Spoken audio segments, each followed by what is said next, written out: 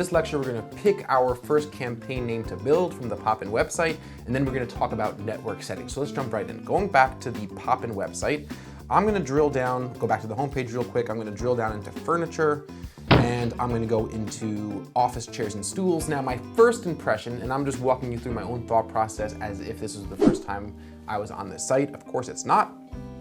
I would maybe say, okay, we'll have a campaign for furniture, and I'll have an ad group for desks, and an ad group for file cabinets, and an ad group for office chairs, et cetera, et cetera. But once I drill into office chairs, I see that there's a number of options even below office chairs. I see there's drafting chairs, there's stacking chairs, there's task chairs, there's stools, there's might be executive chairs, right? So I feel that there's enough of a segmentation here because these products are quite different. Because let's say I take a look at active seating, right? You have these this is sort of a new hot topic, and you have these stools, and then I have task chairs, which are very different, and then I have stacking chairs, which might be better for conference rooms or for lunch rooms, etc. And there's a lot of search volume. I know from my own research, and we'll talk about keyword research in a future lecture when we talk about keywords, but I know that there's a lot of volume for these different types of chairs, so I want to make sure that I could have a separate ad group for each one of these different types of chairs. So I want to have an ad group for task chairs and an ad group for stools. And if that's the case, I'm going to need to have a campaign just for office chairs. It's not enough for me to have a campaign just for furniture. So I'm going to create, my first campaign is going to be for office chairs and stools. I'm just going to call it office chairs. There's no right exact rule. You want to basically have a fine balance between bringing them to the right area of your site, but also allowing them to then have a menu of things and to choose from and to go find the information they're looking for on their own. It's a really, really important concept. Not only will it not hurt your conversion rate, it will actually increase your conversion rate. So it's important to think about. So going back into AdWords, we're going to name our campaign simply office chairs. The next option we have is to choose networks, search network or display network, and by default, and again, this is one of the things that Google does by default to get you to spend more money. The first thing you want to do is deselect display network. If you keep display network selected, this is what was used to be referred to for some of you who are not new to Google Ads. This used to be called search network with display select, which meant that I'm going to create ad groups and search ads and my text ads with my headlines and my descriptions and so on and so forth, and my text links and all my different ad extensions. And Google will be able to show those ads on the display network, so on all these other websites. The problem is that's not search advertising. Search advertising is being able to capitalize on a user's intent, being able to show an ad, to pay for an ad when a user is specifically searching for the products and services that I offer. If I'm showing my ads on the display network, then I'm in a totally different ballgame. Not that that's bad, but don't ever combine the two things. Keep your data clean, keep your data organized. It's such an important concept that you'll see as a continuing thread throughout this course. I have the option of deselecting include Google Search Partners. Now, what in the world is this option of Google Search Partners? Well, let's jump into some slides and we're going to go through that right now. So Search Partner Network, how to decide. Welcome to the first slide. So let's do a quick overview of the Search Partner Network. The Search Partner Network includes sites like YouTube, Amazon, Ask.com, Google Maps, About.com, many, many others. There's no official list. These are sites that have search functionality within them, and there's not just a handful. There's thousands and tens of thousands of sites like this that use Google search functionality in some way in their websites, and there's a range between real, legitimate websites like the ones I'm listing above and just tons of these random blogs that also use search functionality. Now, the difference between this and the display network, while these are websites outside of Google's property, Google search property, they're not display ads. They are still ads that will be shown when a user performs a specific search. It's still based on keyword targeting. It's totally different than the display network. It's like this sort of medium level. The reason why Google itself is better is because people have more trust in the Google results.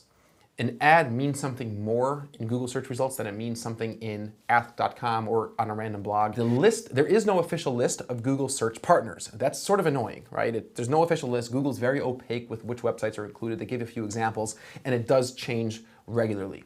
What we've typically seen is that click-through rate on partner sites will not affect the quality score of your keywords. That's a great question a lot of people have had, and we haven't gotten into quality score yet, but a lot of you know what quality score is, and click-through rate is one of the factors inside quality score. It actually accounts for about 65% of quality score. It's a really important factor. But if you have a less than average or a worse click-through rate on a certain keyword from a partner site, it will not affect quality score on your keywords, your actual keyword level quality score.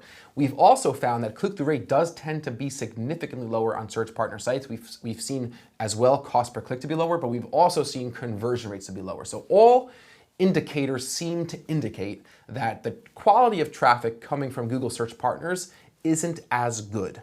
Another interesting point to note about the search partner network, if you choose to run your ads on the search partner network, is that you'll never know what sites your ads appeared on. So what do you need to know about the search partner network? Some strategies and some suggestions. For branded search terms, so when I say branded search terms, I mean when people are searching for the name of your brand, the name of your company. Then the search partner network sometimes converts better, but also has higher average CPCs. Now, why do you think that might be? Take a second to think about it.